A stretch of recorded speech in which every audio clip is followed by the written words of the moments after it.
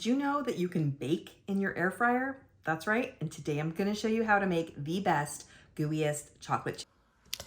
You can make these with any refrigerated cookie dough, but let me show you my homemade from scratch chocolate chip cookie recipe. This is the best one ever.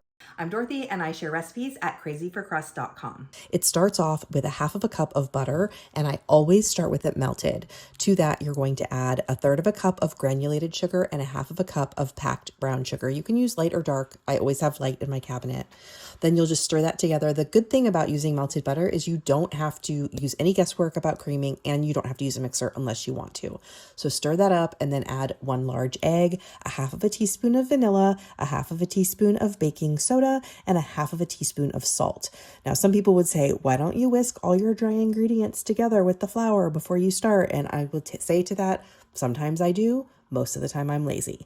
Stir that together and then you will add in the flour, and you're going to add 1.5 cups of flour. Now, it's very important that you don't pack your flour. Make sure you're spooning and leveling it if you're not using a scale, and stir that all together until it's nice and combined.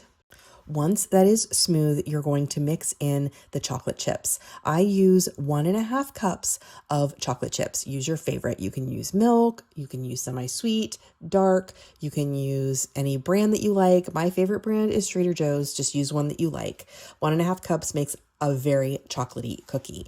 And then I'm going to scoop these by with any sort of cookie scoop. I like using a 2 tablespoon cookie scoop. Then they must be chilled. That's the thing is with starting with melted butter is you have to chill your dough. It's very, very important. Once they're chilled, it's time to get them in the air fryer. These little parchment things are great because they have holes in them so the air can still circulate. So that's very important. And then I only put 4 in at a time because that's the size of my air fryer. I do like to press these down a little bit with the palm of my hand because they've been in the fridge for longer than a half an hour. Then you're going to put these in the air fryer and you're going to put it on about 350, 355, and you're going to set it for about 10 minutes. But you're going to check this after a few minutes because that parchment paper might wrinkle. It's going to try and fly around in there. So I stopped it after about 5 minutes and then spread it out and then let it go a few more minutes. And once that's done, let them cool a minute before you take them off that parchment, and they are gooey in the middle and that chocolate is so rich. These are the best way to make a chocolate chip cookie, I promise.